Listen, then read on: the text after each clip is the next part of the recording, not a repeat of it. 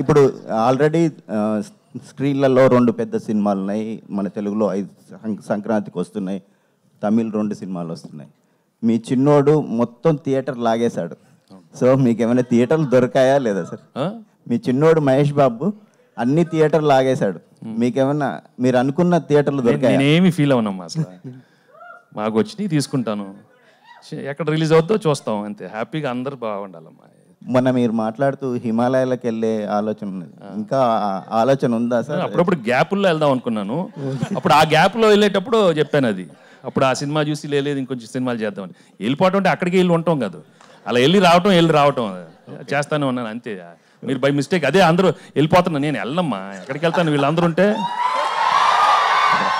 అది ఎట్ట వెళ్తాను నేను, మొత్తం నా లైఫ్ అంతా వీళ్ళకి you know so much love and affection from them, and 75 films చేశానంటే especially అంటే with no plan, with no goal, they've given me so much love, and ఒక కెరియర్గా ఎంటర్ అయిన తర్వాత it was so, I mean I'm so happy, you've given us so much.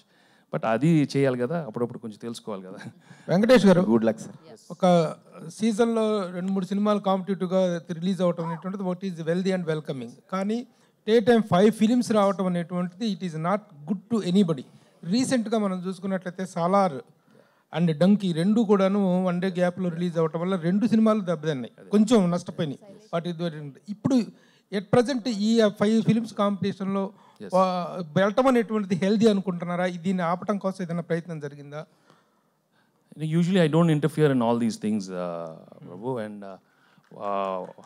and always there's always a first time. Sometimes it happens like this, whether it is right or wrong, and I'm not in a position to answer all that.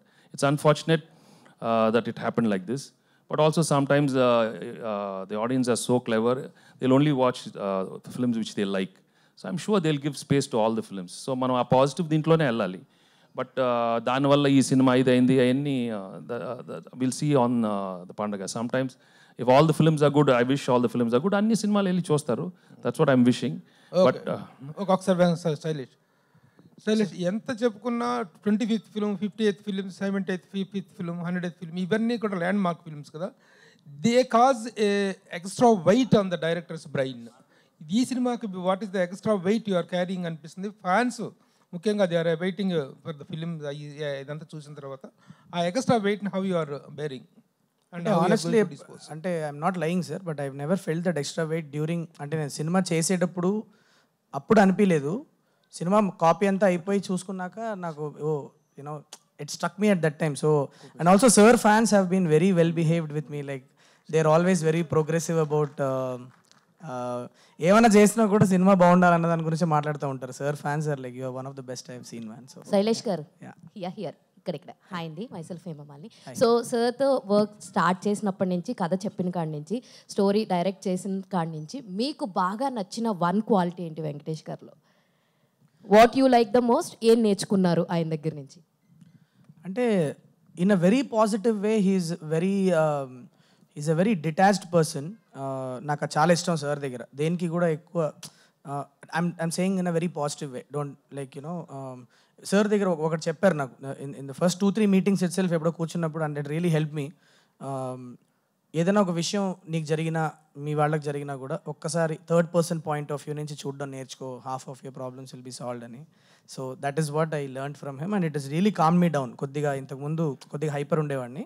So Saindhav చేసి సార్తో కొద్దిగా sir so కొద్ది calm down అయ్యా after Saindhav.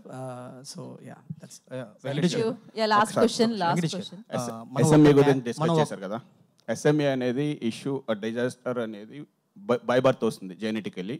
So మన trailer చూస్తే 10 years బేబీకి సడన్గా వచ్చినట్టు అనిపించింది. సో ఇది బై బర్త్ చూపిస్తున్నారా లేదంటే సడన్గా? అంటే sir the symptoms is what, ఎప్పుడు సిమ్టమ్స్ సర్ఫేస్ అవుతాయి అన్నది డిఫర్స్ ఫ్రమ్ డిఫరెంట్ ఇండివిజువల్స్. ఎందుకంటే అది ఎప్పుడైతే ఒక వైటల్ ఆర్గన్ మీద మీకు ఇంపాక్ట్ అయినప్పుడు మీకు సిమ్టమ్స్ బయటపడతాయి.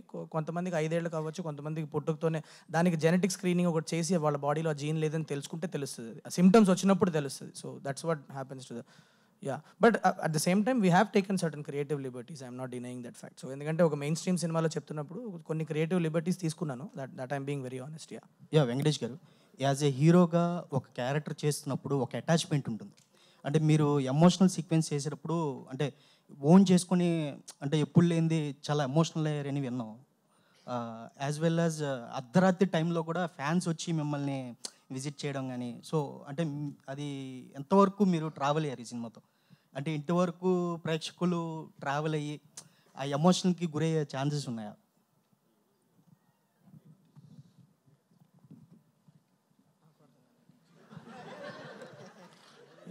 బిగినింగ్ కొంచెం అర్థం అవుతా ఉండింది.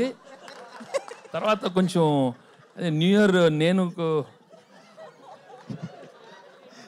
కొంచెం కదా నేనైనా లేకపోతే అంటే మీ కదా అంటే నువ్వు కూడా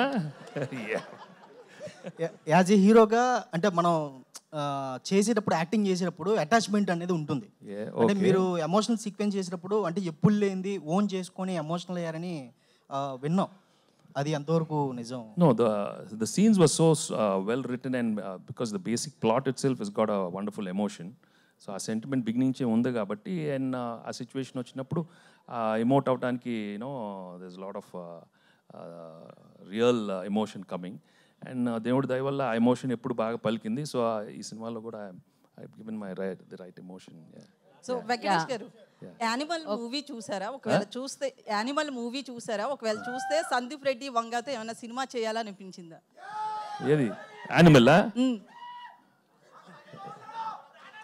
సందీప్ ఫోన్ చేయండి, సందీప్ చేయండి.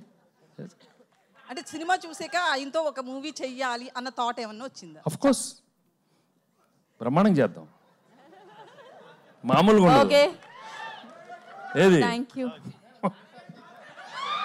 New year? అమ్మో అడగండి. చెప్పు. మైక్ ఇవ్వండి. కాదు మైక్, న్యూ ఇయర్ మంచి రోజు, బాగుంది, మాట్లాడు.